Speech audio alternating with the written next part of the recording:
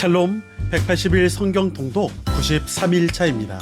오늘 우리가 함께 읽을 말씀은 열왕기하 24장 1절부터 4절까지, 예레미야 35장, 예레미야 23장 9절부터 40절까지, 예레미야 18장 18절부터 20장까지, 열왕기하 24장 5절부터 9절까지, 예레미야 13장 15절부터 27절까지, 열왕기하 24장 10절부터 17절까지, 역대하 36장 5절부터 10절까지, 예레미야 24장의 말씀을 보겠습니다. 오늘은 각 장의 내용은 짧지만 이곳저곳을 이동하면서 말씀을 읽다 보니까 분주하고 조금의 불편함이 있을 것 같습니다. 내용을 잘 따라와 주시면 감사하겠습니다. 남유다는 바벨론과 애굽과의 사이에서 동맹을 맺기도 했다가 또 파기하기도 하는 상황들을 만들어갑니다. 결국 바벨론에 의해 패배하게 되며 노예로 잡혀가게 되죠. 다니엘과 그 친구를 포함한 1차 포로들을 이끌고 간 그때부터 포로 시대가 시작됩니다. 바벨론의 포로로 잡혀가는 것은 총 3차례에 걸쳐 있게 됩니다.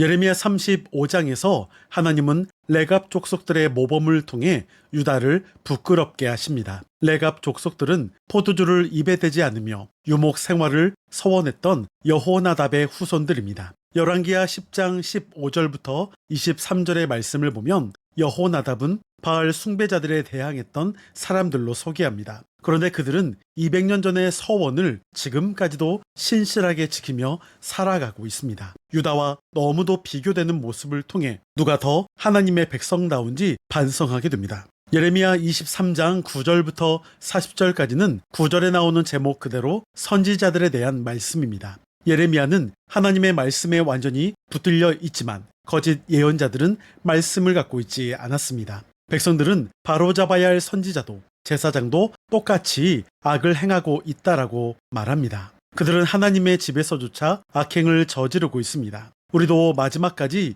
유혹에 빠지지 않도록 분별력과 은혜가 있기를 기도해야 할 것입니다. 예레미야 18장 18절부터 20장까지의 말씀을 보면 예레미야는 원수들을 벌해달라고 기도합니다. 19장에서 예레미야가 온기를 깨뜨린 것도 행동을 통한 메시지의 전달입니다. 하나님이 예루살렘과 유다의 백성을 깨뜨려서 회복 불능 상태로 만드실 것을 알립니다. 제사장 바스올이 예레미야를 구타하며 목에 씌우는 나무 고랑을 채워 가두는 등 학대를 자행합니다. 열왕기하 24장 5절부터 9절까지, 또한 예레미야 22장 18절부터 30절까지의 말씀을 보면 여호야김이 죽고 여호야긴이 왕이 되었으나 3개월만 치리하게 된 것을 볼 수가 있습니다. 그 3개월 동안조차도 여호와 보시기에 악을 행했다라는 평가를 받게 됩니다. 예레미야 13장 15절부터 27절까지의 내용은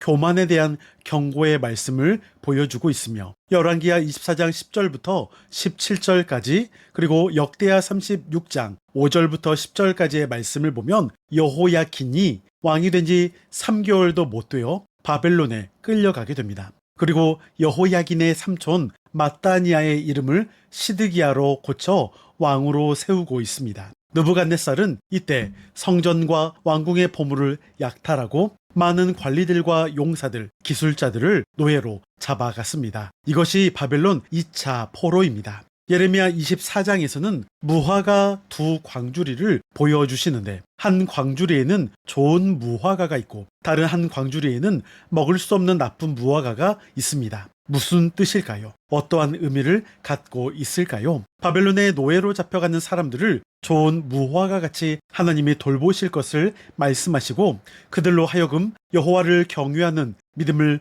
회복하게 하시겠다라고 선포하십니다. 그러나 끝까지 고집부리며 남은 사람들은 썩어 먹을 수 없는 무화과 같이 될 것을 예고하셨습니다. 노예로 끌려간 자들은 겉으로는 좋지 않은 모습이지만 하나님의 약속을 받아들였던 자들입니다. 반면에 이스라엘의 남은 자들은 평안해 보일지 모르지만 하나님의 경고를 믿지 않고 노예되기를 거절했던, 하나님의 뜻을 거부했던 사람들로서 하나님의 은총에서 제외된 자들로 볼 수 있습니다. 우리는 일반적으로 현재의 평안한 삶에 만족하게 될 때 하나님의 사랑을 받고 있다고 생각합니다.